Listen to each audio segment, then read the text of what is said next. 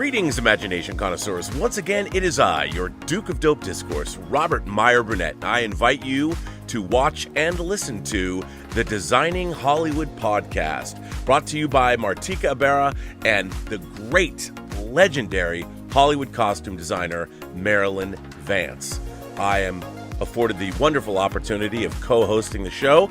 If you are interested in the magic of Hollywood, the design of Hollywood, the clothes of Hollywood, watch the Designing Hollywood podcast, available wherever you get your podcasts from, or find the video version on the John Campea YouTube channel.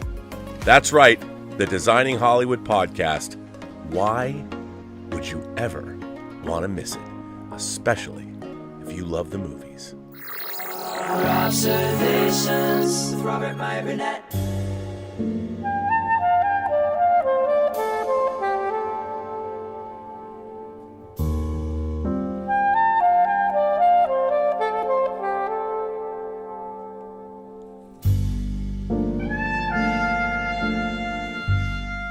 Be on the lookout for Imagination Connoisseurs Incorporated's new project, True Noir, the Nathan Heller Casebooks, brought to you by Max Allan Collins, writer of Road to Perdition, and starring Todd Stashwick as Nathan Heller.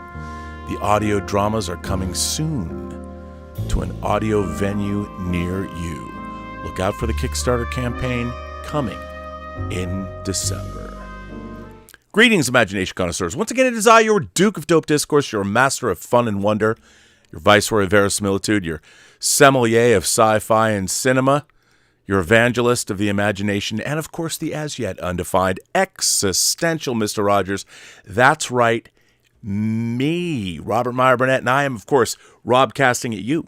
You, imagination connoisseurs, you members of this, the Post-Geek Singularity community. This is, of course, Robservations episode number 903 in our inexorable march towards the 1000th episode of the show. And as I've said today on our member chat, by the way, thank you for all your membership, all you members out there. We had a great member call today. We honored one of our fallen, Fernando Barrero, who passed away at 57 years of age. And today's member call was dedicated to him. And as I promised on the member call, and as I've promised, I'm looking a little wacky today, I think, with the hair, maybe put the hair a little down. Not that I'm vain and egomaniacal, but we are going to do a 1,000-minute show for the 1000th episode of Robservations. So stay tuned for that. Only 97 episodes to go. This is a little different Robservations than I normally do. And I've been thinking about this for a while because ever since the situation of October 7th, the horrible, brutal, inhuman terrorist attack that by any measure, for whatever reason, was one of the most abhorrent things that's ever happened in my lifetime. And there's been a lot of abhorrent things that I've seen, especially that resulted in the needless loss of countless lives, and it was designed specifically to provoke a response that would cause the loss of a lot more lives, which is something that's antithetical to this channel. And that's not what I'm going to talk about, though. Just so you all know, I've said I want to be right up front, and I've said it on this channel all the time. To put it into sci-fi terms you might all understand, I believe in Dr. Manhattan and his reason for coming back to Earth in Alan Moore's Watchmen, both in the comic and the film, to save mankind from nuclear destruction. I believe in the thermodynamic miracle of life. I believe that each one of us, each individual human being, which I've said on this channel for the last 5 years, is miraculous. And any life that is cut short, that doesn't reach its fruition, whatever that might be, I think Fernando Barrero's life was cut short, unfortunately, but he was loved and he had a great family around him for 57 years. But he lived that 57 years and he lived a good life. And it's sad that it was cut short, but it's sad that any life is cut short. And I have been repeatedly accused of not speaking out against the death of innocent children and innocent families. And I want to say that I don't think that we should see the loss of life of any children anywhere, which makes us then all the more responsible to be the custodians of all the lives around us, which we've never been good at. Mankind has a lot to answer for. And unless we take it upon ourselves to prevent that loss of life, which means if you want to provoke a reaction, you have to be ready for the reaction that you've provoked. And to say that you're not responsible for that, regardless, is again, ridiculous. But that said, I've been seeing this video around. It shows up in my feed all the time. I don't know why, but it's a video of, I don't know if this person is a transgender woman, non-binary, but in the video, and I'm sure you've seen it, and I'm going to be respectful. She is dressed up in pretty nice feminine outfits, but clearly she is a transgender woman. And the camera is set up at restaurants. And so the camera's on. And of course, this woman gets upset when she gets misgendered at restaurants. And there's multiple cuts of her at different restaurants getting misgendered. And she's showing this to us, to the viewer. And I've seen this over and over again for the last couple weeks. And it really incensed me as somebody who has known LGBTQ people and had actual really good friends, LGBTQ friends, since I was 13 years old. This really bothered me because anyone who knows anything about setting up cameras and situations and this, it's just that. It's a setup. This video was created to specifically elicit a response by someone who knows when they go out into the world, this is going to happen. And this video was specifically generated, and I don't know this person, I don't know what they were thinking when they did it, but it's of course the intent is supposed to make this person look like a victim, that she's a victim by getting misgendered. But when I watch this video, I understand that's the overt response. But I was thinking, how dare you? How dare you expect people at work who are doing their jobs, trying to bring you food? There's a moment in the video where she's surrounded by a plate of oysters that I guess is supposed to insinuate that this is a very expensive restaurant. I mean, these oysters aren't cheap. It looks like a very nice place. The oysters look delish. But we are supposed to feel for her when she is being misgendered. And as she says in the video, it gets me right in the heart. And we know that she says this because she says it over and over and over and over again. I watch this video and I think to myself, these people are at work. They're not thinking about the identity of every one of their customers.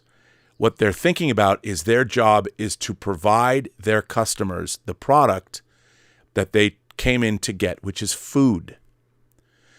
And I watched this video, and this woman is expecting these people, they're providing the best service they can. From what I can tell from the video, everyone is very polite. But this woman is then expecting more from these people than is fair, which is for these people to recognize this person, understand who she is, what she believes, how she feels, and they're expected to act accordingly the way she wants to be perceived in the world at large. And on one hand, I understand where she's coming from. But on the other hand, you can't expect that from the world at large. You can't expect the world out there to know fuck all about you.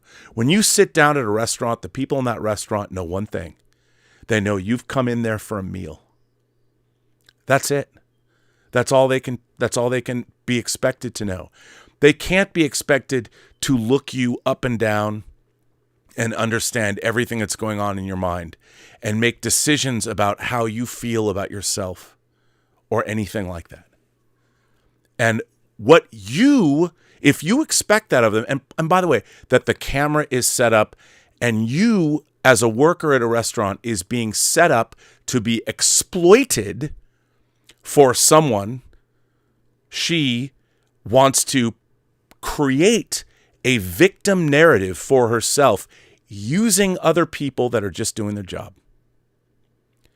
And I watch this video and it leaves me seething with anger because I'm like, that's where there is plenty of victims in this world to go around. We don't need to create more. And we need to do everything we can, yes, to help those that are out there that are in need, people that are dying. And yet to use people out in the real world who are just doing their jobs, to exploit them to create a victim narrative is, I think, really fucking shitty. And it's also, to me, I see it more and more and more happening. Why? Because trading on a victim narrative gives you don't have to do much.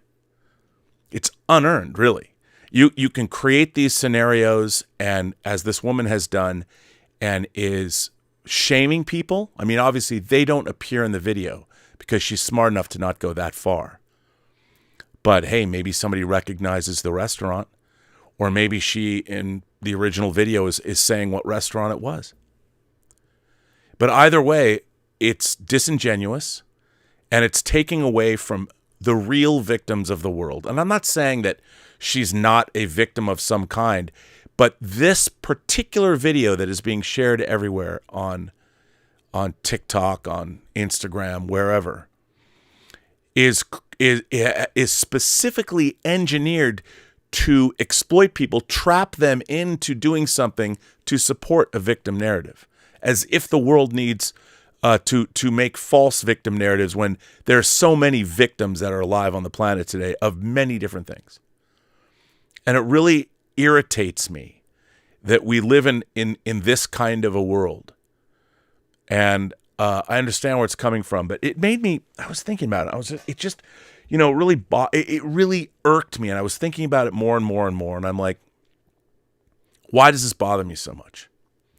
Well, a lot of things about social media have been bothering me lately. Like, I see young college kids talking about a lot of communist college kids or socialist college kids out there. And when they make the comment, and we've seen this on videos all around, not just right-wing videos or left-wing videos, but videos in general. I've seen people making videos on YouTube. I watch a lot of different YouTube. I watch videos. And by the way, I've been criticized for that. I've got people that are going through my Twitter and making judgments about me based on who I follow without understanding that I follow everybody. I'm interested in what people have to say on both sides of the political aisle. I'm interested to hear what people say on every level, on every topic. I don't learn much from people that think the way that I think. I learn a lot more from people that think the way that I don't think. Some people that are really fucking scary, and I'll listen to what they have to say, and I'm like, I can't fucking believe this person thinks this. But I learn that is out there. And if I want to combat that, I better learn how to speak well enough or state an argument well enough to refute whatever that person's saying, to fight back, as it were. And I feel that this, and I get a lot of this lately. I've really liked your opinions about science fiction, fantasy, and horror, but I can't believe you feel this particular way about what's going on in Israel. Well, what's interesting to me about that, so now they've liked my commentary for years, but because I have this one feeling, not understanding why I feel this way, or particularly interested to find out, well, wait a minute, if I know somebody for a long period of time and they say something I feel is very out of character, or I didn't know they felt that way, my first response is not, fuck you, I'm not going to listen to you anymore. I want to know, why do you think that way? I'm like, it's really fascinating. I would not have thought that about you, that you would have thought this way. Perhaps, please explain to me why you have an opinion that I think, one, is a garbage opinion, and two, someone that I usually respect. How can you possibly have this opinion? Please explain it to me.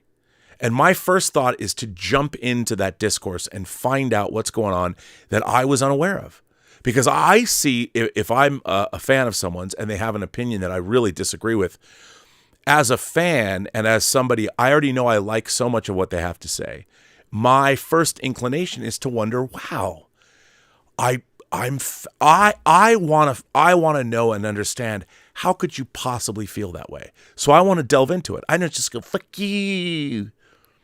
I want to know why you think that way. And hopefully, maybe you know something I don't, or I know something, or maybe I have a perspective about this that you need to hear. Either way, it requires a dialogue, a conversation. You know, there are people that come after me all the time, and I invite them on the show, and I'm like, hey, why don't you, if you disagree with something that I'm saying, please come on board. I want to know what is it about whatever it is that I've been saying. Why do you disagree with it so much? And I want to know. But what I'm seeing more of is this idea that everybody's painting themselves, call it what you will. Everybody is falling into this victim mentality. And they're using very quick buzzwords, and they're, like, patriarchy. There's a lot of protests around the world that we're seeing for obvious reasons. And we're seeing these protests in these beautiful cities all around, whether it's France or Paris, whether it's London, whether it's the Netherlands, whether it's in Amsterdam. Take your pick. Or even in the United States, whether it's in New York, whether it's in San Francisco, whether it's Los Angeles, take your pick. We're seeing all these protests around, and we saw what happened during the BLM riots, demonstrations, and all these people are screaming and yelling and complaining, and you get the feeling that, and there's so much of this going on, let's tear down the patriarchy, let's tear down the West, let's tear down everything, and I hear a lot of that. My question is, okay, then what? Let's say you destroy the West. We destroy capitalism. And our little budding communists in academia that talk about, well, the workers need to own the methods of production. And my question is always, well, where did the methods of production come from in the first place? The workers should own the factory. Okay, who built that factory? Who put the money up? Who put the tens of millions of dollars to buy that factory and automate it? Where did that capital come from?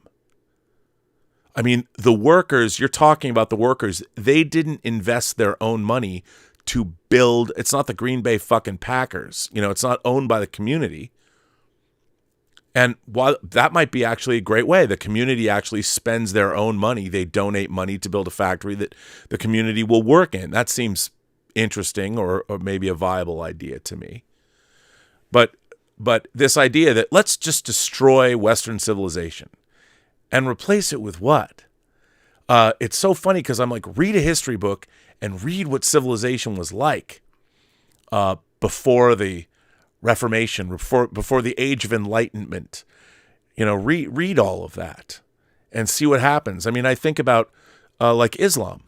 We wouldn't have landed on the moon without Islam. Islam was one of the most technologically advanced belief systems. They gave us modern mathematics. We would not have set foot on the moon without Islam. But then different voices took over, and the idea of mathematics and science was sort of pushed out when more fundamentalist religious voices took hold. And Islam's never recovered from that. And it's unfortunate because where would the world have been if, say, 10th century Islam, what was it, 14th century where the theocracy took over? We might have been 1,000 years into the future from where we are now. But we're not. And it's unfortunate. I get yelled at a lot. As many people know, I produced and edited a film that I spent 5 years of my life on called Tango Shalom, which is literally a movie about religious tolerance and religious pluralism and how all religions might have something valid to say. And wouldn't it be great if we could all get along? The movie is literally about that. It's literally about that. It was the first, it won the audience award at the Rabat, the first Islamic comedy film festival in Rabat, Morocco. It won the audience award 2 years ago. I was very proud of that. And yet, anyway, I have some articles I want to read, as I know you probably knew that I would. And this first article that I found is from reason.com. And it's written by Ronald Bailey, and it was written back in 2015. 2015. Victimhood culture in America, beyond honor and dignity. Americans increasingly want and expect adult supervision. Ronald Bailey wrote this on 9/11. 2015. It was published. Reason.com. In Microaggression and Moral Cultures, the UCLA, California State University, Los Angeles sociologist Bradley Campbell and the West Virginia University sociologist Jason Manning identify a culture of victimhood that they distinguish from the honor cultures and dignity cultures of the past. In a victimhood culture, they write, individuals and groups display high sensitivity to slight, have a tendency to handle conflicts through complaints to third parties, and seek to cultivate an image of being victims who deserve assistance. Insightfully complementing their analysis is a new study by the St. Lawrence University economist Steve Horowitz titled Cooperation Over Coercion, The Importance of Unsupervised Childhood Play for Democracy and Liberalism. Horowitz makes the case that the overprotective child rearing is undermining the ability to engage in group problem solving and settle disputes without the intervention of outsiders, a capacity he calls a key part of the liberal order. In other words, both studies find that Americans increasingly want and expect adult supervision. Campbell and Manning begin by probing the rise of the microaggression phenomenon on university campuses. As defined by the Columbia diversity training specialist Daryl Wing Su, microaggressions are, quote, brief and commonplace daily verbal, behavioral, and environmental indignities, whether intentional or unintentional, that communicate hostile, derogatory, or negative racial, gender, and sexual orientation, and religious slights and insults to the target person or group. Microaggressions include asking an Asian American where he or she was born, complimenting a Latino on speaking English well, or asserting that America is the land of opportunity. In general, microaggressions are seen as instances of a larger narrative of structural inequalities. Conduct is offensive because it perpetuates or increases the domination of some person and groups by others, Campbell and Manning observe. The authors argue that people seek the moral status of victim in situations where social stratification is low, cultural diversity is high, and authorities are referees. These three conditions pervade the modern American university, so it's not surprising that the microaggression victimhood phenomenon is most intense in academia. Google Trends finds that headlines featuring microaggressions started a steep rise in 2012. As social status becomes more equal, they argue, people become more sensitive to any slights perceived as aiming to increase the level of inequality in a relationship.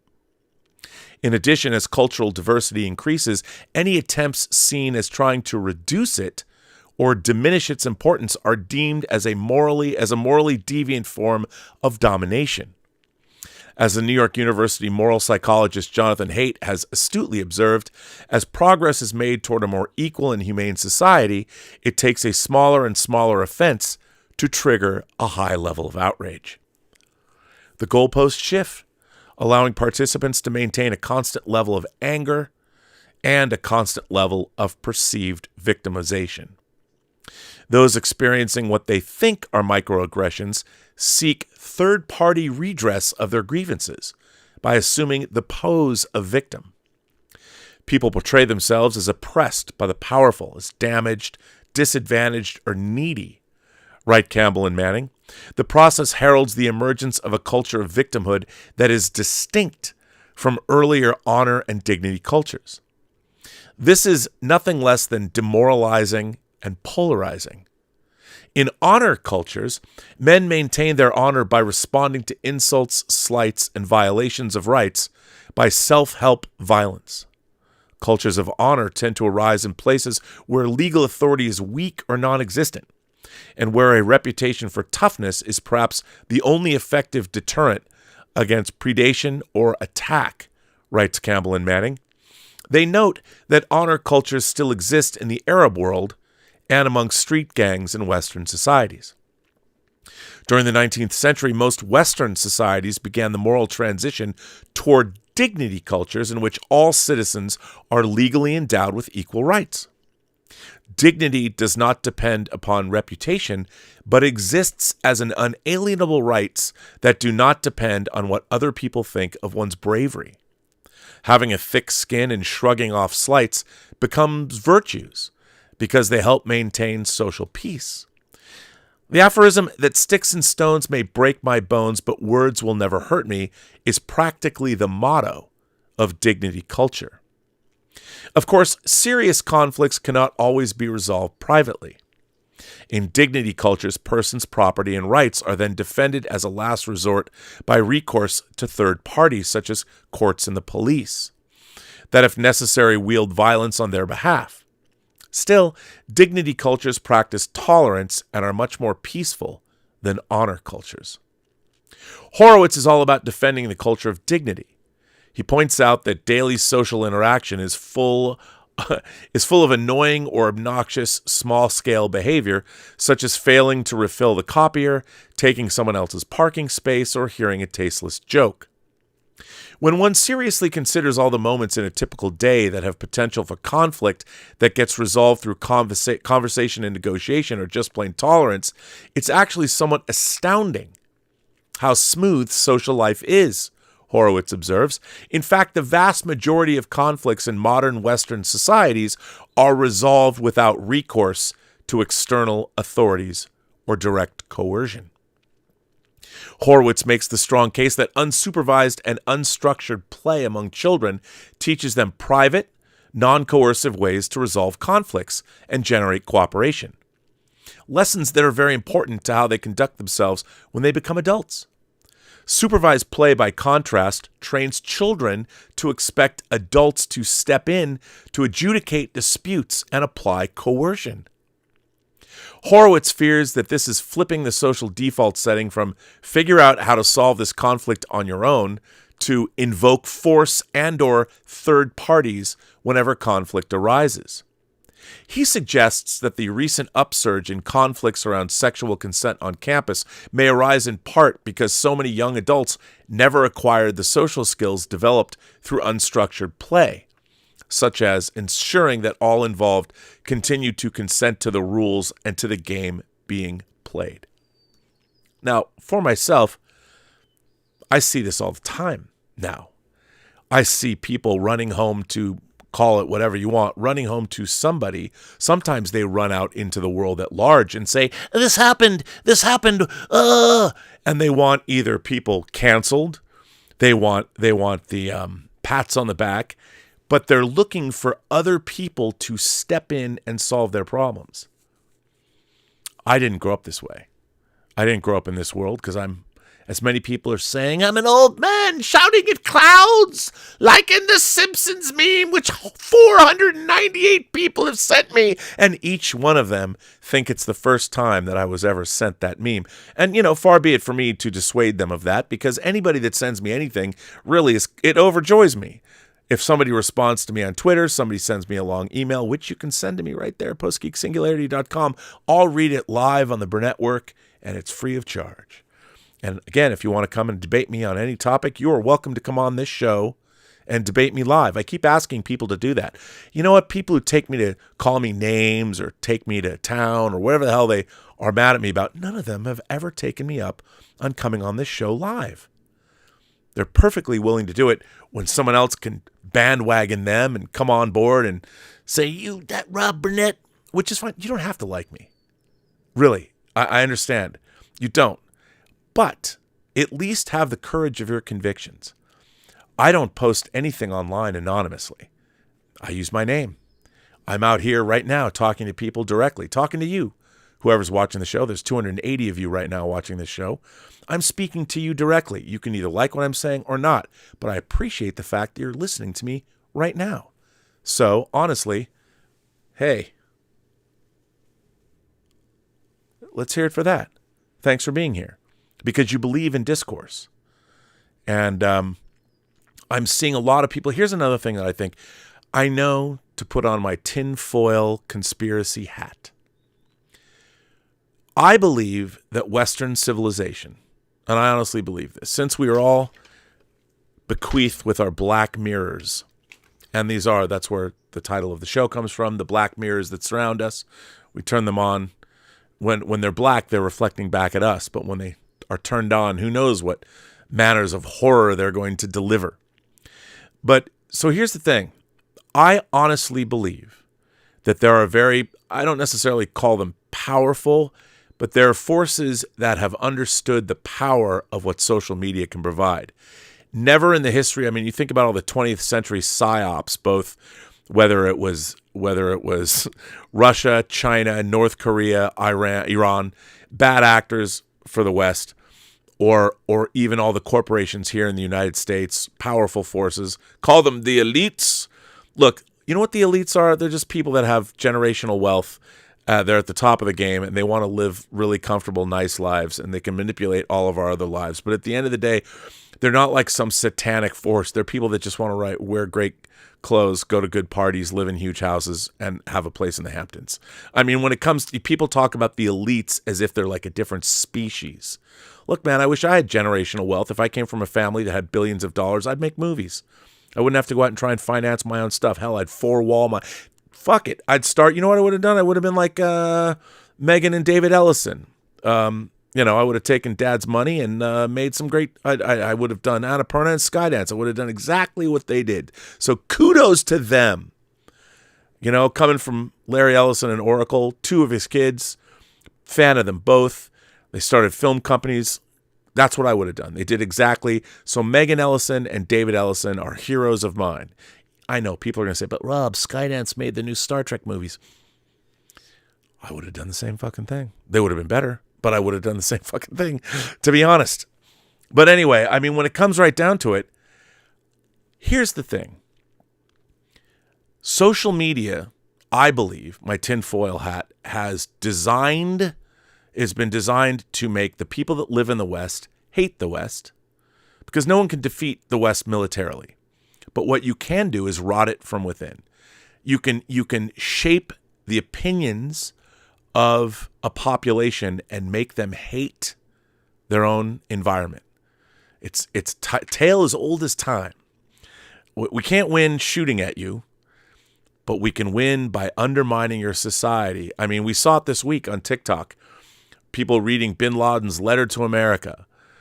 Oh, now I know where it's all coming from. So what do you want to do? You're going to complain about America on a platform, well, a Chinese social media platform. Go figure.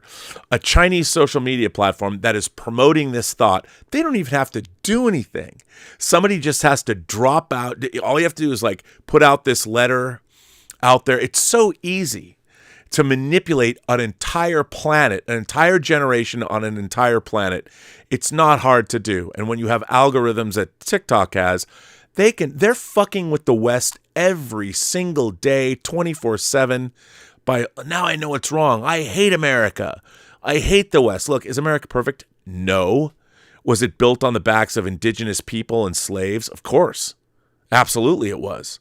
Does that make it horribly evil? Well, I'd ask you, which civilization in the history of the world wasn't?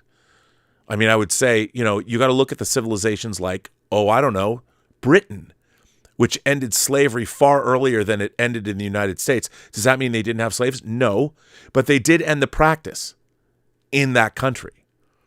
And so did we eventually end the practice of slavery. As a matter of fact, if you look at our laws, America is an imperfect place. It is an imperfect place, but it's still one of the greatest places for human beings to exist in the history of humankind. You know what else is a great place? That it's amazing it exists at all, especially where it exists, and especially because it was founded 3 years after the homeland of the people that live there were tried to be destroyed. Israel. Israel is one of the greatest places in the world. technologically advanced? Yes. Did they take other people's technological innovations and plus them? Of course they did. But you know what was great about Israel? You know what's great? And if I can speak a little bit, have a pro-Jewish voice. The reason that people have hated, in my mind, the Jews, because people didn't know I was raised in a Jewish family, so I've heard this a lot of hatred toward the Jews. Do you know what a group of Jewish people would do if they saw a swamp? Saw a swamp. They did this, by the way, in Israel. Do you know what they do? They think to themselves, we can't live there now. But you know, if we drain the water, we cut all the trees down, dried the place out, we could build a kibbutz here. And you know what they'll do? They'll do it. They'll accept the hardship and they'll innovate and make it happen. And in my mind, that's why people have hated the Jews throughout time. They've done what they can where they're living. And let's go to Hollywood and start a new industry. We're immigrants. We're going to go and we're going to found the entertainment business. You know who can't do that? People that consider themselves victims. They live and they stew in their victimhood. And because the victimhood is self-perpetuating. They find a bunch of other victims and they talk about their victimhood. They get patted on the back. You know what they don't do?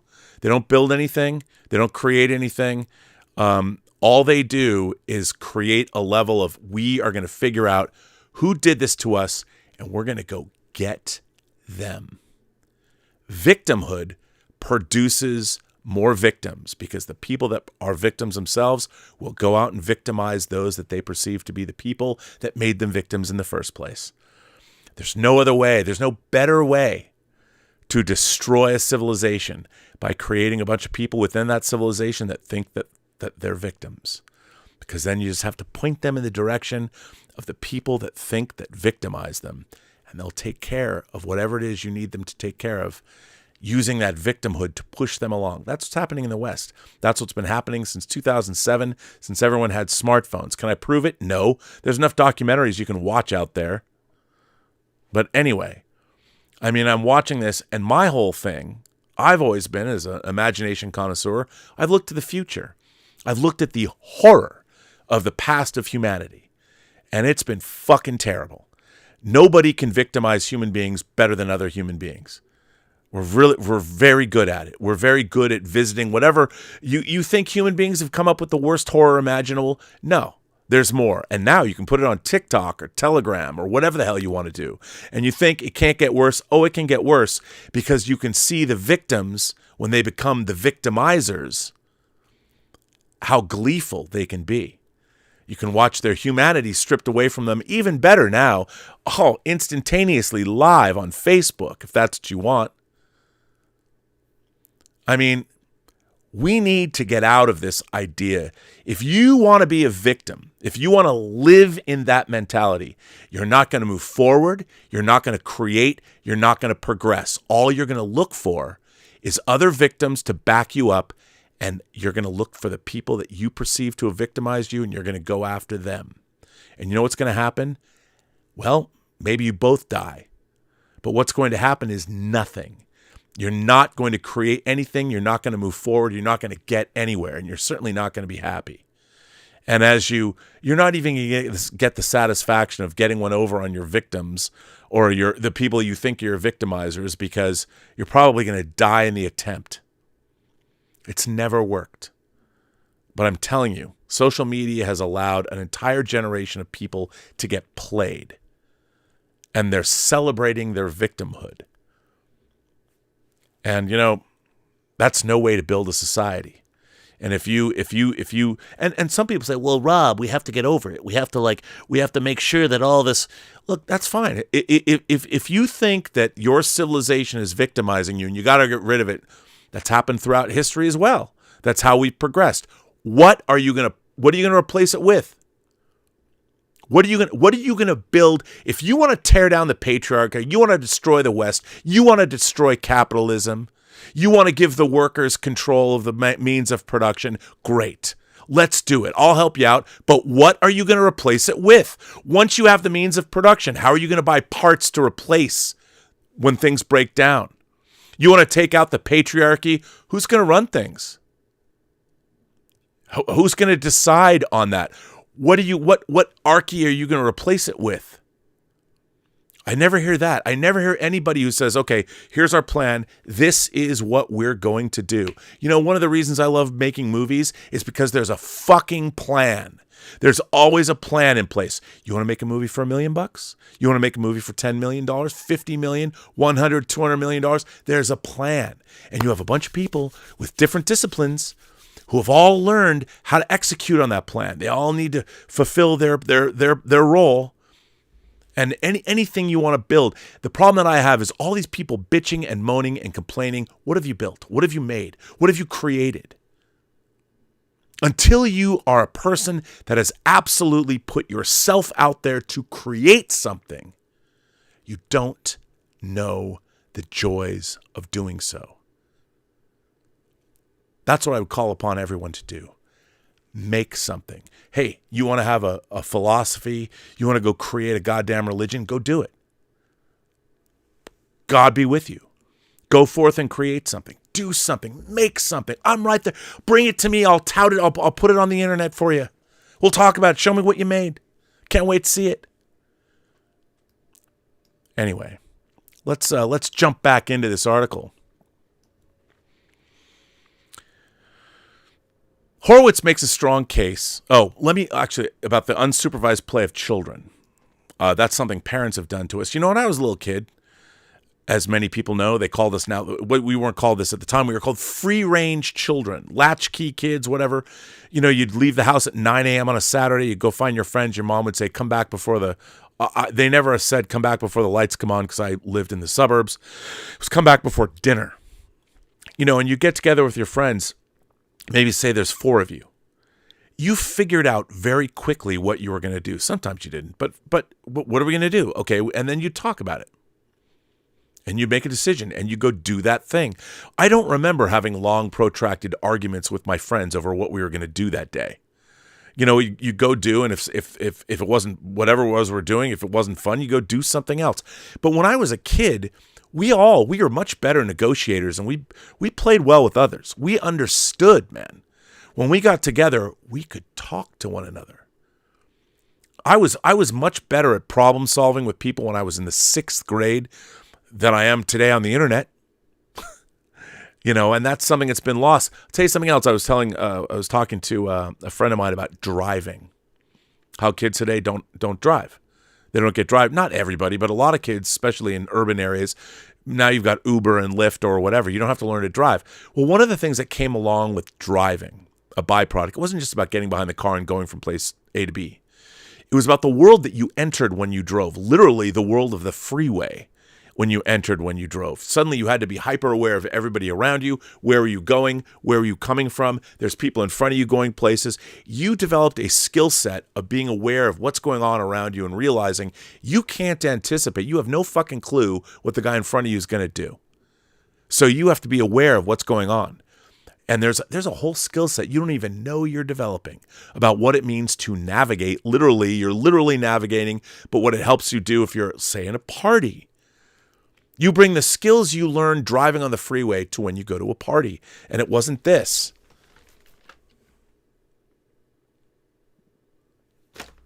Because when you're on a freeway, you're not looking at your goddamn phone. And when you drive, you go to a gas station. There's a whole gas station etiquette. You go to a busy gas station. You know, you understand there's people already waiting there, just like they're waiting at stop signs. If someone's at a stop sign already, there's an etiquette. I mean, most of the time you're supposed to play that etiquette. If you were there first, you get to go first. If you were there second, you have to wait till the person that was there first goes. It's understood. You learn about that. There's rules in driving that account for the fact that you have to make a decision. There's no posted thing. No one says, there's no official law that says that if you come to a 4-way stop and there's 4 cars, that you have to wait for the first car that was already there to go. But it's understood. And you learn, like, that's how it works. Because if everybody went at the same time, it would be chaos. You would not get where you're going. So you learn. Going to a gas station, you learn etiquette. You learn also how to talk to people. You know, if you can't pay at the pump, you go into the actual gas station. You might be in line. You have a little chit chat. If you go to a gas station a lot and somebody recognizes you, suddenly you recognize, oh, hey, there's another human being that's in my life, even though I don't really know them and I'm not friends with them, but I see them every day. You know, and like human beings are wont to do, when you see somebody you like or know, you give them a smile. You give them a wave. You say, hey, how's it going? Maybe they'll share some information with you and you can follow up with them a week later. But you learn civility. You learn that you're part of a community. We're losing all of that, in addition to the fact that every single day, bad actors are coming at you on the phone, making you see catchphrases and things like that aren't allowing you to actually think about something. You know, you're triggered off, and they'll give you a catchphrase like, from the river to the sea, Palestine must be free. Well, what does that mean? What do you do with the people that aren't Palestinian that live there? I know. You put them in ovens. You take away their homes. You just kill everybody. Because why not? Because that'll work out really well, right? From the river to the sea. And what did they do for you? But anyway, like Campbell and Manning, Horowitz notes that Americans are turning increasingly to third-party coercion to resolve what would in earlier days have been considered minor conflicts. He worries that without the skills necessary to solve conflicts cooperatively, it's not hard to imagine that people will quickly turn either to external authorities like the state to resolve them, or would demand an exhaustive list of explicit rules as to what constitutes permissible conduct. His concern mirrors that of Alexis de Tocqueville, who in Democracy in America, 1835, by the way, you should read this book, prophesied that democracy would generate an immense and tutelary power whose authority is absolute, minute, regular, provident, and mild.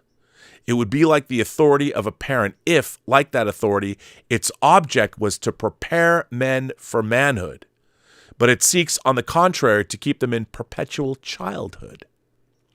Ultimately, Horowitz fears that the results of ceding ever more power to state authorities to resolve conflicts, or to parents, will be or to social media itself, will be the destruction of liberalism and democracy. Well, we're there. Make no mistake. Liberalism and democracy are teetering on the brink, as all these younger kids today are wanting a third-party authoritarian to step in and tell them what to do. A victimhood culture combines an honor culture's quickness to take offense with an over-dependence on the coercive institutions that serve as a dignity culture's last resort. If Campbell, Manning, and Horowitz are right about the direction American society is taking, that's really terrible news. A victimhood culture will spawn social conflict, which in turn will produce an ever larger and more coercive government tasked with trying to suppress it. This article was written in 2015, 8 years ago. We're here now. We're here. What this article talks about is exactly what's happening in our culture today. Now, let's see what everybody has to say, because I've got more articles, as you might have guessed. Stephen Langford sends in a $50 super chat. Stephen, thank you. Stephen says, the Bible says we can live to 120 years. Shatner's 92 and is very active and outgoing. With medicine and science improving yearly, there's a chance Shatner could live to be 120 years old. Rob, you've 28 years to make the sequel to Free Enterprise. You're cool. Thanks. Stephen, first of all, thank you for supporting the channel in that way. Now, you're making a great point. William Shatner, let's take away the Star Trek of it all. Let's take away the Denny Crane of it all. William Shatner is a guy who has, look, you know, James C. Kirk is my favorite fictional character. William Shatner is one of my favorite people. I was lucky enough quarter century ago to make a movie with him, and he did not disappoint. But if you look at how William Shatner has conducted his own career, he's reinvented himself time and time again.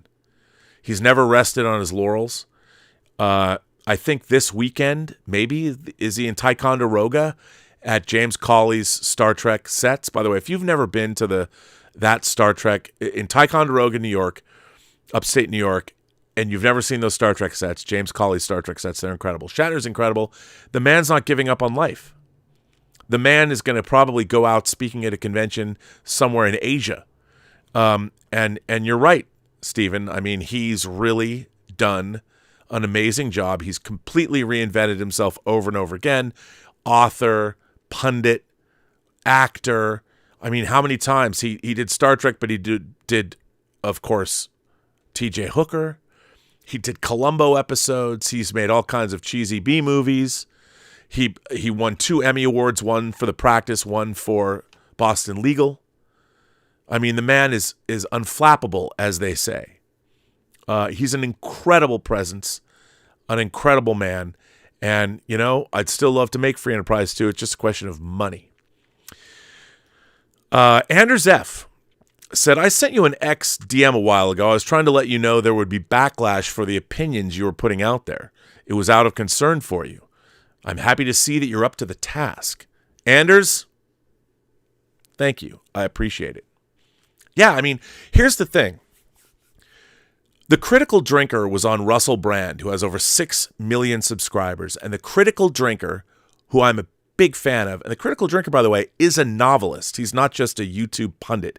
He's written novels. He said, and I quote, he said, a very smart man, and then my name came out of his mouth. He said, a very smart man, Robert Meyer Burnett, said that the currency of the 21st century is authenticity. I honestly believe that, especially, and why we're going to need it more than ever is coming down at us with AI.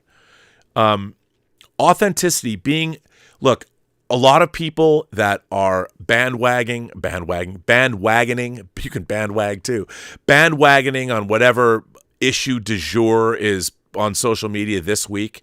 And when they find out that they're making these comments on social media, they're going to last forever. They're going to be haunted by this. Because, you know, you should really consider and think through your opinions before you go spout them on social media, because those opinions, and look, they've come back to, my own opinions have come back to bite me in the ass. But you know what? I think that the people watching this show now, everybody knows that I am nothing if not authentic. Now, that doesn't mean I haven't changed my mind over the years. But you know what? You know when you're listening to me talk, you're getting uncut Rob Burnett. Am I right all the time? Certainly not. You know, I'm probably more wrong than I am right. But at least I'm out here fighting the good fight, and you're going to get my authentic self. And the funny thing is I'm not interested in canceling anyone. I don't even understand that whole mentality. Like, people come after me. I've had people contact John Campea in the last month and try to get me fired because they don't like my opinion they don't like me staunchly supporting a technologically advanced parliamentary democracy like Israel that has equal rights for women, equal rights for LGBTQ people, where the 20% Arab population's in the Knesset. You know, most people don't even know that about Israel. They don't look into it. Within the Middle East, Israel is a jewel of Western civilization, a jewel of thought. In an entire region that has none of those things. Israel's the only place. Israel builds the future. Israel builds the future. You have to ask yourself, I mean, if you really think about it, like 22% of all the Nobel Prizes that have ever given out, go to Jews. Why? Because Jews build the future. Because Jews are creating. Jews are making things that never existed before. Now, does that make them better than other people? No, but I would say that it makes me want to go. I've been to Israel. Let me tell you, Tel Aviv's a place you'd want to hang out. I'm just saying. I'm sure there are other Middle Eastern cities I'd want to hang out too. I haven't been to them, to be honest. I mean, I do want to go to places like Dubai to check it all out. But you know what? What can I say? Joe Panora says, sup RMB? Any thoughts on LeVar Burton's endorsing violence against a parental group opposing sexualized books in grammar schools? It was surprising, implying acceptance of violence against differing ideas. You demand. Joe, it's a good question. Here's the thing. First of all, we also have to, this is another thing, Joe, you pointed something out. So yes, LeVar Burton was speaking out at a book conference against a certain group of people, I don't remember the actual name. It was women or mothers or something. Here's the thing. I believe that there are levels of things to teach people as they reach, I don't think any kind of sexuality should be taught to elementary school kids because they're not able to even understand what that is. They're not. I mean, they just don't. And that's why they don't introduce sex education in elementary school. We got it in the 5th and 6th grades. And it was carefully regulated. Again, all of this schooling should be about giving people the greatest education possible. And sexuality is something that really doesn't need to be injected into basic education until people are old enough. Those are concepts that are pretty heady stuff. And what you're doing when you're bringing it up to people before they're capable or even aware, you're diminishing their own childhoods, I think. So these books the books that people want to put into elementary schools, unless they're reading, writing, arithmetic, history, sociology, whatever, I don't think that they need to be. I don't have kids myself. I live with 2 daughters, Elizabeth's daughters, and I've basically helped raise them for the last decade. And the thing is, I'm not going to sit down and have a conversation with a 10-year-old about sexuality. It isn't. I don't believe it's appropriate. I'd much rather be talking to them. When I was 10 years old, I was reading John Christopher's The White Mountains, The City of Golden Lead, The Pool of Fire. I was watching Roots on TV. I was watching Star Wars, concepts like that. And I was learning on my own time. I don't think that those kinds of books should be in school. I don't. Because you want to preserve, there's levels of let kids be kids. And by the way, you watch so many of these teachers and shit on TikTok. I know that I went to school with gay teachers. I had gay teachers growing up. I knew they were gay because I had gay friends. They never brought their sexuality. As a matter of fact, I'll tell you a story. There was a teacher I had in junior high school, and I was terrible at math. And I liked him. He was he was a handsome guy, blonde hair, beard. I liked his voice. He was gay. And I was cheating on math. I was doing terrible in math. This was in 8th and 9th grade. I finally got tutors. I figured out what was wrong. I really had a problem with algebra. What the fuck did X mean? I finally figured it out. And by the time I got to my senior year in high school, I was a straight A math student. As a matter of fact, I would get over 100% because I would do the bonus questions, and I always got 100%. In my senior year, I had my teacher, who I'd become friends with because he loved horse racing, and my dad loved horse racing, so did my brother. And horse racing was like religion in my family.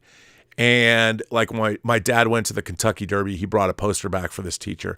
And this teacher was so proud of me that I'd gone from the 9th grade being a complete schlep rock in school to by my senior year in high school as a straight A, I get perfect math scores. He was so proud of me. He died of AIDS. I knew he was gay. He never once said anything about it. It was not the place. It was not appropriate. You know what he did say? He talked to me a lot about fucking math. And he was so proud to see me make the transition I had made from being a shitty math student because I just didn't get it. I didn't understand algebra, trigonometry. I was like, I didn't get it.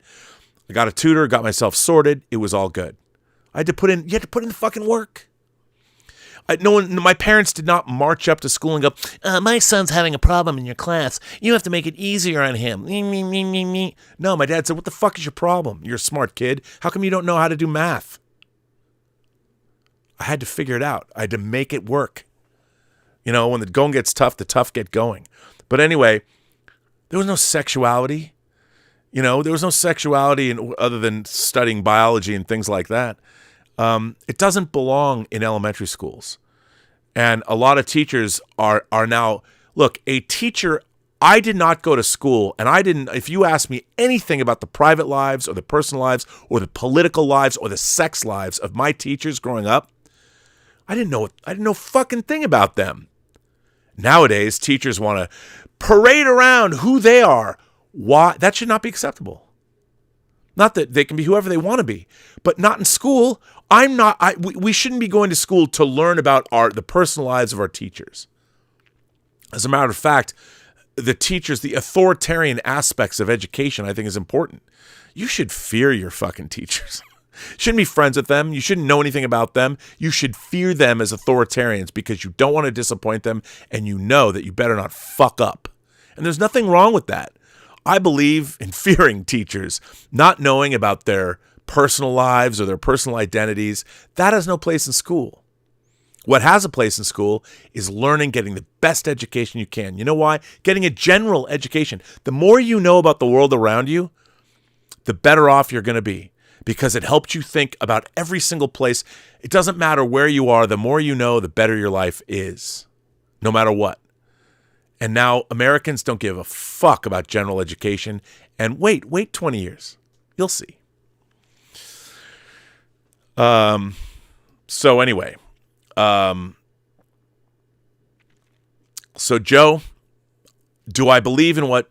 let me address the question. I don't believe, I love LeVar Burton. I know what he was saying. I don't believe in banning books either. But here's the thing. In elementary school libraries, there's appropriate books. We have a movie rating system.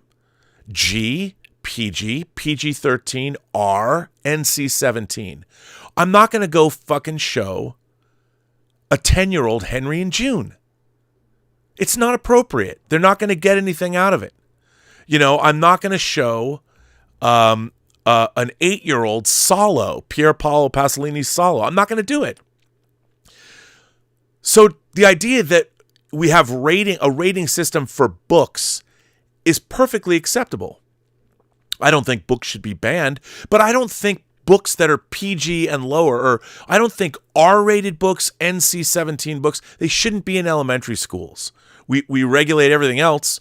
Why suddenly? You know what that is all about? That's all about teachers imposing their own identities onto students. There's no place for it. It's not right. We shouldn't know anything about, other than teachers being great in whatever subjects they're teaching, we shouldn't know anything else about them. And that's what I fear, because why do we regulate? You can't drive until you're 16. We regulate things because kids are not fully formed yet to understand various concepts. That's why movies have ratings on them. Books should too. Nothing wrong with that. And do I believe in banning books? No. We just shouldn't have inappropriate books. If there's an R-rated book in an elementary school, take that fucking book out. It shouldn't be banned. Just remove it. We have to have oversight. And you know what? I loved my elementary school library. That was the first time I found James Blish's book, Spock Must Die. His only original Trek novel. I couldn't believe it. When I found Spock Must Die, I was like, oh my God. But I could also find Frog and Toad are friends. You know what I'm saying? I think you do. And I also don't believe, calling for violence. Everyone's so glib about all that. Drafter29 sends in a 1999 super chat. Thank you, man. I appreciate that. It's very nice of you. Alexander Wilson says, speaking of AI, did you see that the board yesterday fired the CEO of OpenAI that created ChatGPT, and today they are working to rehire him? Drama City. I heard Microsoft was upset at the firing. I'm telling you, we live in a clown car world of corporations now. I mean, it's unbelievable. We have lost all sense of common sense, and people do not know which way is up.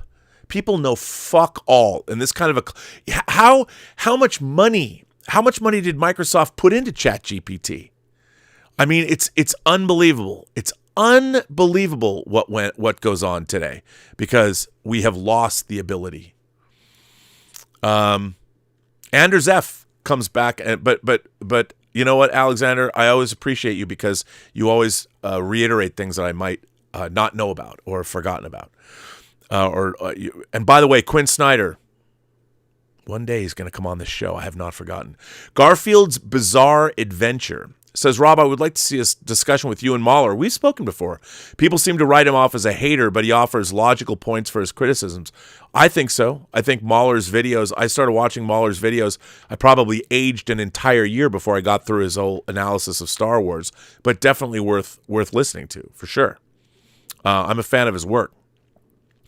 Anders F. says, I couldn't agree more. I have a great affinity for your authenticity and humility.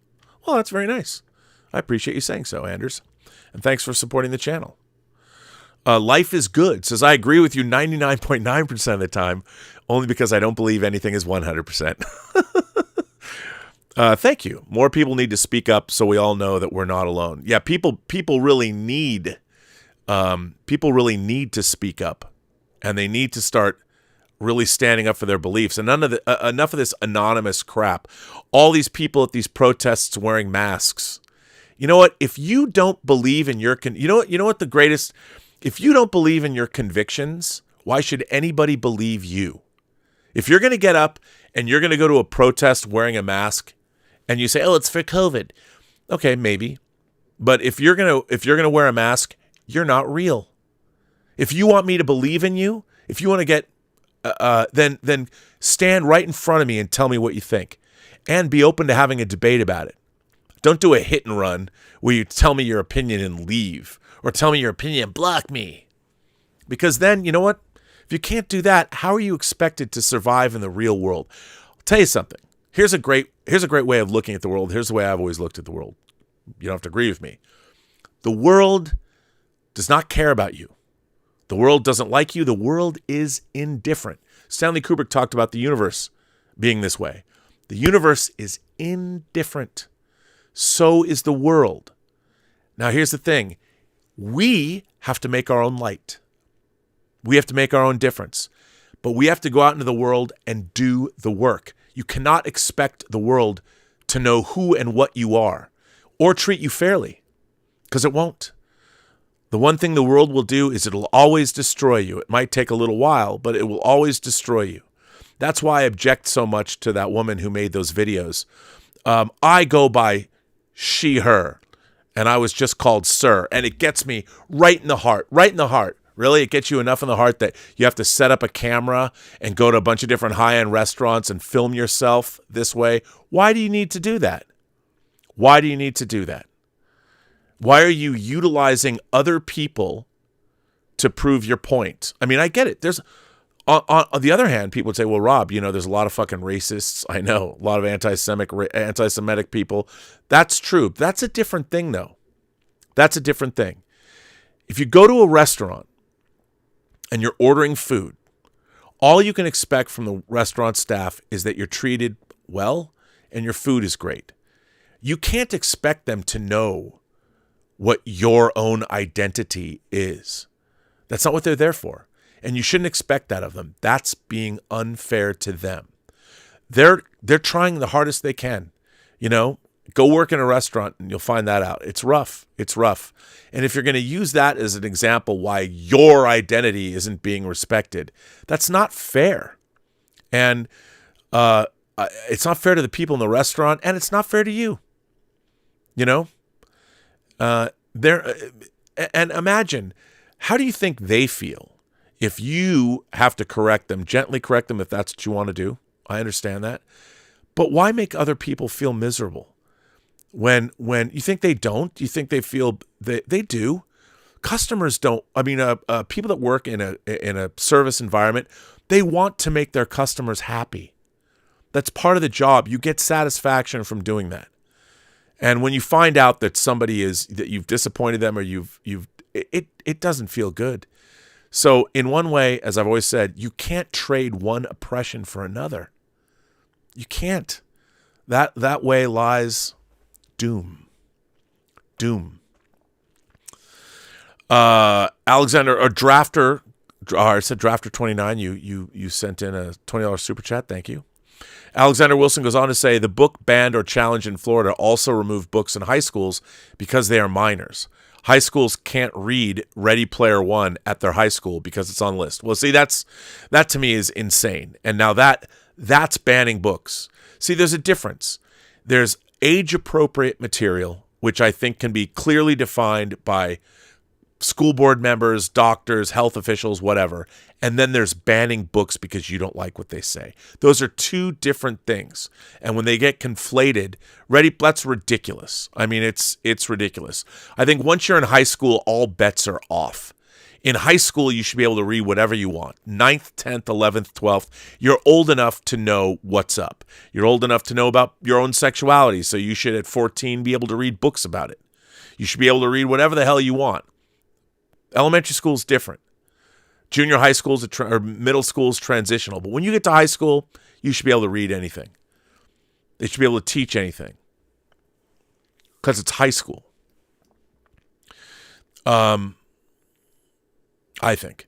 Michael Preston says, hey, Rob, have you noticed the new 100-inch high-sense panels going for as low as $3,000 and the TCL panels going for... Okay, Michael Preston's talking about televisions. Panels, yes. Hey, Rob, have you noticed the new 100-inch high-sense panels going for as low as $3,000 and the TCL panels going for $2,500? Okay, here's the thing. I'm a snob. I'm tempted to try a 100-inch TV. Both Hisense and TCL, those are Chinese brands, obviously. And I know you're going to say, Rob, a lot of things are manufactured in China. But those are on the low end. They're making them cheap. I don't know how long they're going to last. I'd have to look at the specs. I'm a TV snob. I like I have an LG OLED because LG makes I have a 65-inch. I'd love to get an 83-inch OLED. But they're coming out with new technologies in the next couple of years that are astonishing in terms of the different kinds of screens we can get, the different panels. We'll be able to have interactive, you'll be able to buy panels that are expandable. There's going to be some insane technology coming down the pike. For right now, if you don't have a high-end projector, which I don't have because I don't have the kind of room, I don't have the actual room I would want because I'm a snob, so I'm going to stick with, I'll get an 83-inch OLED until I can have a dedicated home theater room where I can actually build a projection system into it. But there's great stuff, Michael. Great stuff out there. Darth Vengeant says, I finally got the Emmanuel Collector's Box set from Germany last week. Thanks for showing it a while back and making me get it. So many goodies inside, Darth. So for those of you who don't know, back in the 70s, when people still like fucking, there was a lot of both European softcore, or as I like to call it, bush porn, because women didn't completely shave. Neither did men, but, women didn't completely shave. And that's when pornography became sort of more mainstream. But there was a lot of European softcore porn, and Emmanuel was one of those movies, starring Sylvia Crystal as Emmanuel. And there was three of them, Emmanuel 1, 2, and 3, but Emmanuel 3 is kind of not so good. Emmanuel 2 is my favorite. But so Emmanuel, Just Jochen, the director, or Just, the man who directed it, made this beautiful travelogue movie about a woman's sort of sexual awakening. And let's face it, it's kind of a stroke movie, but it's a beautiful stroke movie. And it came out in a beautiful box set from Germany, a big, huge, gorgeous box with a beautiful painted cover. It's got one sheet sides, so 27 or 40 27 by 41 was a standard movie poster when they still had borders. Then it went to 26 or 27 by 40, 26 by 40. So it's got real movie posters in it, all kinds of swag, pictures, a great book. It's a great box set. Came out from Germany. And don't forget that Severin also released, different company in America, released the follow-up box set that came out a couple months ago, Black Emmanuel. Black Emmanuel weren't just sex. There was exploitation films, not just sex. Well, there was lots of sex and violence in them. But the Black Emmanuel box set has 15 movies in it. And actually it starred Laura Gemser, who was not just black. She was what, Indonesian, I think, which is interesting. But the Black Emmanuel box set from Severin Films has a lot of great film in it. Really interesting. If you like sex movies and you like exploitation films, both box sets are great. But the German box set is more your standard erotic softcore travelogue experience, but the Black Emmanuel box set is really great. There's a lot of really crazy shit in there, and really good stuff. Very good. So get that. So Darth, good for you, sir. Lover of Green sends in a $20 super chat and says, I found you after your appearance on Friday Night Tights. Similar to Nerdrotic to Gary, you delivered unfiltered common sense and no BS. I hope you join Friday Night Tights again in the near future. Hail to you, the Fellowship, and the 199. Look, you know what? I've caught a lot of hell for this, and which is astonishing to me. I'm a huge fan of Gary Beekler, and I'm a huge fan of Nerdrotic. I'm a huge fan of his channel. And while we don't present things in the same way all the time, I think our thought process, we do meet if we both met we could be coming out from different points of view, but we would meet at the same crossroads in the road and go down the road together. I really like him. I really like his wife. I think he's a very nice guy. He's gone through a lot in his life. I've often said there are two different kinds of people in life. They're guests, perpetual guests, and there are hosts. I want to be a host, but I usually wind up being a guest. Gary Beekler is a host. He's a host, and he's generous to a fault. He knows where he came from. He knows how grateful he is for what he has, and he's like a punk rocker from San Francisco, circa 1976, and he's got that in his soul. And I'm a huge fan of his. And a lot of people are like, he's alt-right and racist. He had Alex Jones on a show, and you're adjacent. I'm like, give me a fucking break. You know what? Here's the thing, everybody. It doesn't matter who you have on your show. That doesn't necessarily mean you condone all of their behavior. I don't know a lot about half the people that I talk to. I don't know all of their behavior. And if they were revealed to be something, I mean, yes, did Gary know who Alex Jones was? Alex Jones is a public figure. And to have somebody like Alex Jones, despite the fact that I find what he did, like with Sandy Hook and those families and the things he was pushing on his show, despicable. I do. It doesn't necessarily mean that you shouldn't talk to somebody like that, because putting somebody like that front and center for all to see, it is better to know about things than to not know about things. And I think one of the great things about YouTube, look at why Joe Rogan has great success, because he has long form conversations with all kinds of people. I'm a big fan of the guys over at Trigonometry, or, Russell Brand having long interviews, or people like Jordan Peterson. It's so funny because I didn't know who Jordan Peterson was until during the pandemic, and then I caught up and started watching him. I mean, you don't have to like Jordan Peterson. I did read his book, his 12 Rules for Life. I mean, while people say it's a lot of common sense, a lot of people need to hear common sense. But Jordan Peterson's had some really interesting conversations with people too. Sam Harris. I really like Brett Weinstein and his wife, Heather Hang, who were teachers at Evergreen, where I went to school, until they were deposed by a raging mob of college kids who were insane. I mean, I couldn't believe that was my college and the way the kids were acting. I wanted to smack them all. Not that I'm condoning violence. I'm just saying the way they scream and yell. Not so good. But I appreciate Lover of Green. I think that common sense and authenticity, I'll add to authenticity being the currency of the 21st century, so is common sense. So common sense coupled with authenticity. We need it. We need it more than ever. I always love Dr. Fauci's prison butt. That never doesn't make me chuckle. Rob, with all you've complained about and the world on fire, but the left supporting Hamas, would you be willing to admit maybe Trump was right? Here's my problem. Donald Trump is not a smart man. And while there's a lot of things, I grew up in the 80s and I read his book. In the 80s, Donald Trump was a huge pop culture figure. His book, The Art of the Deal, came out. But when you look into his business practices and everything, I just can't, I can never support him as a human being. So I can't support him as I don't think what America needs is a great statesman. It needs somebody that really understands international politics. And Donald Trump was elected president of the United States. Rightly or wrongly, he was our president. Now, I might not agree with him as a human being, or I might not particularly like Donald Trump and the way he does things. And I remember I grew up with him since the 80s. I don't think Donald Trump was necessarily right. He also was derelict in his duty.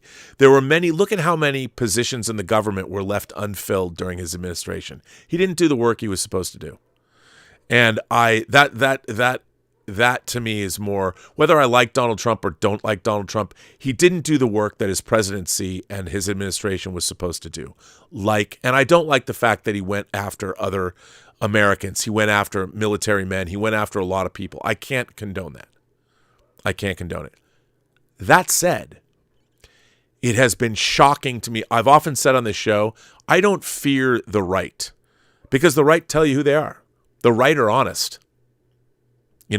People that are on the right, whether they're conservative or on the right in terms of politics, they'll tell you what they believe, and they're honest about it for the most part. The left, people that I used to consider myself a classical liberal leaning left, I have seen the way they've treated me personally. I've often said on the show, it was the left that's going to come and burn me at the stake. It's the left that's going to get my Amazon buy list of the last 20 years and use it against me. Because I believe that now more than ever.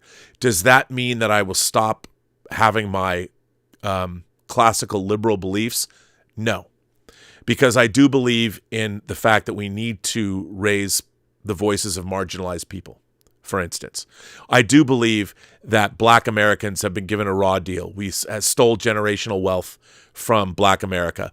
We treated Black soldiers horribly when they returned from World War II. We did not allow them to avail themselves of the GI Bill that could have changed Black families' lives forever. We did terrible things that I don't necessarily think that we should be doing things like reparations now, but we did things that we have to acknowledge, and we have to lift up the voices that didn't get lifted up when they should have. And we can do both. I think we can do all of those things. And it doesn't have to be either or. We can recognize, I don't think everybody's a racist. I don't believe in CRT. I don't believe in that. I believe in people. I believe in what Martin Luther King said. You cannot judge a man by the color of his skin. You can judge a man by the quality of his character. And I honestly believe that. And I think we need to understand that about people. You shouldn't give people a pass because they belong to a certain group. Every individual should be judged on their own merits. And I'm a meritocratist. So, but but it's not about Trump being right. What I'm interested in is I want to see America doing what is right for everyone. And I don't believe in big government, but we need a government that is mindful of the people, the citizens of the government. That's what. But a government can't be that way unless we participate. In our republic, we have to be participants in our own democracy. Otherwise, we can't expect it to work for us. So, Tom Jr. Jackson says, great show today. Well, thank you. I appreciate that, Tom. Tom, thanks for being a great moderator. I hope this show hasn't been too difficult to navigate. By the way, I had four other articles to read. I didn't even get to the article, but the other ones. But I think I'm going to keep them because I like this topic. Dr. Fauci's prison butt goes on to say Hisense has a great 4K short throw projector for 2K. I got to tell you, some of those I've seen some of those short throw 4K projectors. Some of them are pretty damn good. I've been very impressed with the quality of those projectors. Very impressed. Marco, let me see if I can get this one, Marco. Esquindolas says, great talk, Rob. Proud to be a member. Well, thank you. I'm proud to have you as a member. We had a great member call today, which was great. By the way, once again, to Fernando Barrero. We had a 57-year-old member of this community, Fernando Barrera, was cut down at 57 by cancer. And today's show, our member call was dedicated to him. I'll dedicate this show to him as well. I poured an entire bottle of wine in here. Thank God it's taken me all afternoon to drink it. Here's to Fernando. John's on UTB. UTB? John's on U. That's interesting. John's on, am I getting it right? John's on UTB. I know I'm missing this one, but it's interesting. Rob, I wonder how you relate the great lesson we learned from Dune, that being we should never mix religion and politics with the real world Israeli war on Hamas in Palestine. Well, here's the thing about Israel. Israel is definitely the Jewish state, but inside Israel, it does allow, Israel is a parliamentary democracy, and there is representation of different religions in the Knesset. And the thing about it is, I won't get into it, but yeah, I don't think, look, separation of church and state in this country, as much as people want to make it a Christian nation, I don't believe religion and politics mix. I believe that all religions should be allowed to exist. Unfortunately, some religions think that other religions should be wiped off the face of the earth. And in the case of, say, Hamas, a terrorist organization that stated in their original charter that they want to destroy Israel and kill all the Jews. So, I mean, that's there. They will never, ever, ever live. I mean, Israel can never live next to Hamas again. And make no mistake, it is that stems from a religious point of view. And that's unfortunately the case.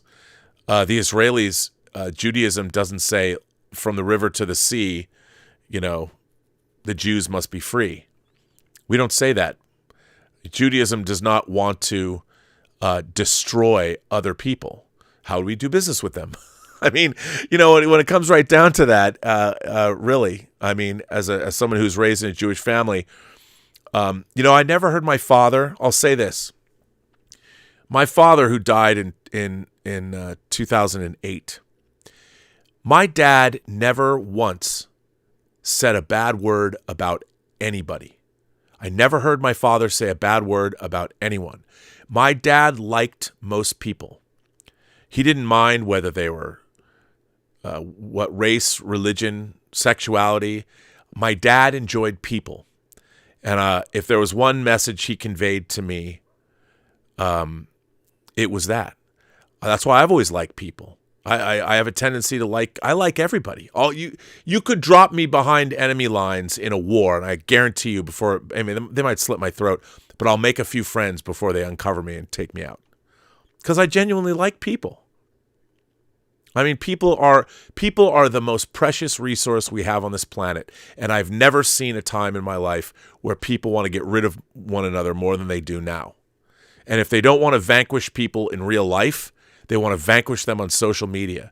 People can't handle other people's points of view. You know what? That's what makes people interesting and unique and fun and joyful. I mean, I'll give you another example of why I fucking hate the modern age. Actually, I love the modern age. I'm a futurist.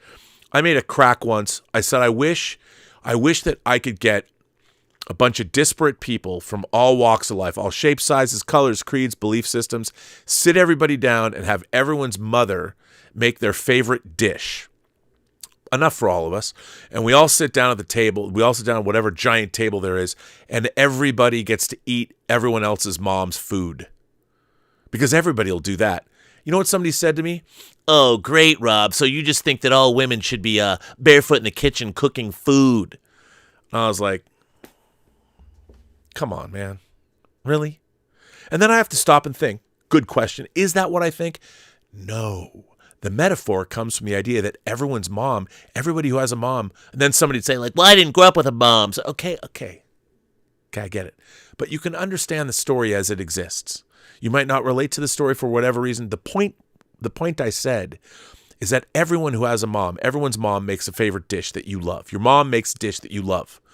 And if everybody sat down and was able to eat everyone else's mother's favorite dishes, we'd find out that we have a lot more in common than we have not in common. That was the point of the story. But it's amazing. You tell a story like that and everybody comes at it from a different point of view. They'll get something out of it that you didn't even think of. Does that mean that they're wrong? No. It just means that you have to stop and think. The people that immediately will tell you, oh, you just believe women should be in the kitchen barefoot. Those are the people that I stay away from because they want to be victims. In their mind, they're looking for, how can I turn this narrative into some victim mentality? There's a lot of people like that. There's a lot of people in academia like that. I'll tell you the difference. Be like an independent filmmaker. Be like somebody like Roger Corman, or be like Ed Wood. Hopefully he'll make better movies. But when you're an indie filmmaker, you think about, okay, what do I have? I've got a house. Okay, I can shoot in a house.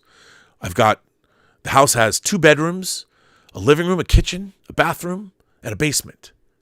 What kind of story can I make out of that? What kind of movie can I make out of that? That's how an independent filmmaker thinks. Like, okay, I want to make a movie. And what do I have? What resources do I have? What kind of friends do I have? Who can I call? I know somebody who does this. I know somebody who's that. Let's get them together and go make something. It's that kind of mentality that we need to move into the future. You know, you don't look at other people and go, fuck that guy. That guy has this. No, you think, hey, you know, that guy has this. Let me call him up and go, hey, man, you got this thing, right? Well, could we use it? Well, could you come over here? Because we're going to make a movie. And you find out if you need help, if you call people and you say, look, man, maybe we see differently. We don't see eye to eye, but you've got a skill that I don't have. And I need your help doing whatever. You're going to get a lot further that way than say, fuck you. Fuck you, that guy sucks. He probably doesn't suck. He just thinks differently than you do. So, mixing religion and politics. Yeah, I wonder if they're going to use the word jihad in Dune 2. Can't wait to see. I can't wait to see all these people going, you know, Dune is just the story of another white savior. Clearly you haven't read the book. Or books. I can't wait to see what they think of Dune 2. Let's see. Illick, is it Ike? E-L-C-K? Illick says, this is a good question. Have you ever been walking or minding yourself and had a sudden blood-curdling racial epithet thrown at you and felt fear? If yes, were you a victim? That's a great question. Well, I'll tell you something. I'll do you one better. I was in Australia. I was walking and I was minding myself, and I was married at the time, and I was coming back from a party. I was walking, I was a couple blocks away from my apartment, minding my own business, talking on the phone. I got jumped by four guys. This was in 2005 when I was working on Superman Returns. 4 guys between 17 and 21 years of age. They beat the shit out of me. They broke my nose. They cracked 3 of my ribs, and they clockwork oranged my ass. I was able to get myself up, and it was bad. I was a mess, and I wouldn't wish it on anyone. I felt fear, and I was a victim. If somebody called me a dirty Jew or a dirty kike, whatever. I don't care. Call me what you want. But getting jumped by 4 guys, and when you're on the ground and they're kicking you as hard as they can, trying to take your wallet, that's a victim. I don't give a fuck when anybody calls me. I've been called a dirty Jew before. I've also been called by Brad Koval a Star Wars freako. You Star Wars freako. But then again, I haven't been on the receiving end of racial epithets for my whole life. And it depends. I understand how people can feel that way, that words can be scary. Because the thing is, you don't know what's going to happen next. And what's going to happen next is maybe that you will get jumped and somebody will try and beat you up. But if a word, I can assure you, hearing someone say a bad word about you is not the same as getting the shit kicked out of you by 4 people. I'm just saying. And I know this because I had the shit kicked out of me by 4 people completely unprovoked. And that was part of the reason I was talking on the phone to my wife, hearing my wife scream. I'm not married now, but hearing my wife scream on the phone as she heard this going down. I don't wish it on anyone, especially because 3 crack ribs hurt a lot. But you know what? Even though it happened in Australia, I fucking love Australia. Love Australia. I'd go back in a second. My rhino. Oh, wait a minute. My rhino. I'm missing the first part of what you said. My rhino. Hang on. Let me find this. You said 2 of 2. And let me see if I can find if there's something I'm missing out on here. Okay. My rhino says, I grew up in San Francisco. And I never knew teachers around me were straight or gay. Me neither. My parents never discussed it. My favorite teacher was a 5th and 6th grade history teacher who was there for 25 years before me. He made history come to life. No knowledge of his sexuality. I found out he was gay as an adult returning for his memorial. By the way, he inspired a movie starring Kevin Kline, written by another alumni. See, that's exactly how it's supposed to be. You're not, teachers are teachers. Their job is to teach. And I see so much on social media where teachers are talking about what they're injecting into their classroom. What they're injecting into their classroom is their own ego, which is not, you want to be an activist, go be an activist. But make sure you teach our kids first. That's not your job is not to take, it's all so, look at me, me. Hey, look, I understand I'm on YouTube. Look at me right here. But you know what? If I was a teacher, I would teach. You know, who I am is not important to the children. The knowledge I'm imparting to them is. Alexander Wilson says, there's a body cam of a person in Florida who called the cops to have the librarian at the local high school arrested because she checked out a YA novel that was not on the banned list. It was something. See, this is the thing. Everybody wants to get social media credibility by what? You're gonna take down someone else? I can't stand that. I can't stand that. I'm going to go get somebody else in trouble. Fuck you. I hate those people. By the way, the chickens will come home to roost one day. I mean, our Karen society, I hate them. Hate them all. Not a fan. Crazy Croat became a new member. Crazy Croat. You know what? I have a favorite movie in Serbo-Croatian. And you guys should all see it. It's really, really good. And hang on, let me tell you what it is. And the American title, the English title, is called Hey Baba Reba. And it's in Serbo-Croatian with English subtitles. I'm going to tell you, it's a really great movie. And it's got communism, a really pretty girl, and 4 friends. And I'm going to say it. And I'll say that the Hey Baba Reba, I'll put it in the chat. It's from 1985. And I don't know. I can never pronounce the actual original title. So I'll just put it in the chat. But if you haven't seen Hey Baba Reba, there's a movie in some people would say Yugoslavian, but it's in Serbo-Croatian. And you should check it out because it's good. There it is. Check it out. It's hard to find, but you can. It's really good. So for Crazy Croat becoming a new member, there you go. Tom Jr. Jackson says, you missed Randy Suyamatsu's super chat and my chat as well. Did I? Or did I not? You did say you gave me a great show today, didn't you? You said that, right? And then Randy Suyamatsu says, with great power comes, actually, with any power comes proportional responsibility. Everyone wants the power, but not the other until Uncle Ben dies. What is proportional responsibility? I think that's a good point. But I'll tell you one thing. Once war is declared, there's no such thing as proportionality. Not anymore. You're fighting a war. And I'll tell you something. If the people that you're fighting against, if their civilian population is in harm's way, they should surrender. They should surrender. So that's just me. I don't know. What are we discussing? Ivan Rodeos says, I appreciate the wide variety of topics you cover and your authenticity. Any thoughts on Metallica's latest album, 72 Seasons? I have not heard it. Now, I've heard it's good but not great. And you know what? This is a good question for Dieter Bastian tomorrow on Let's Get Physical Media. Drafter 29 says, I appreciate your channel, Rob. I've learned to consider other points of view by watching. By the way, that's the greatest compliment you can give me. So thank you for that. 3 questions. Have you seen Killers of the Flower Moon? I have. And, I didn't love it. I liked it a lot. It's beautifully made. But I think I have some problems with some of the storytelling. It's the movie of the year for you so far. That is good. I've heard some people say that. you know what? I need to see it again. I really do need. I need because when for a movie like that, it deserves to be seen more than once because I want to soak it up. Boy, I went in thinking Leonardo DiCaprio was going to be like the hero. Have you seen Thanksgiving from Eli Roth? I have not. I can't wait to see it. White meat, dark meat, all will be carved. I mean, I think it's so crazy that he actually made the real movie from the fake trailer. From like Machete and Thanksgiving are now real movies, and they were fake trailers in Grindhouse.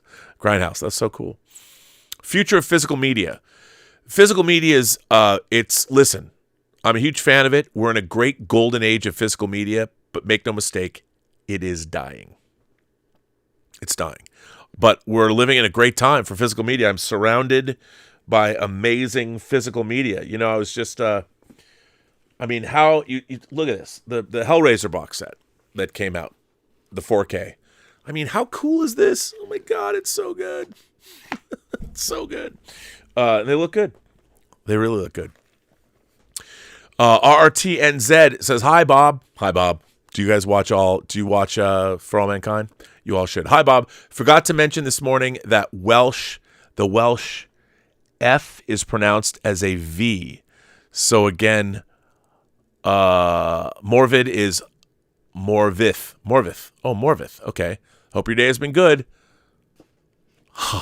Halfaver. I can't say. I don't even know how to pronounce that. Congratulations, though. That's I can't pronounce that. It's good to see you, even if you're in a car.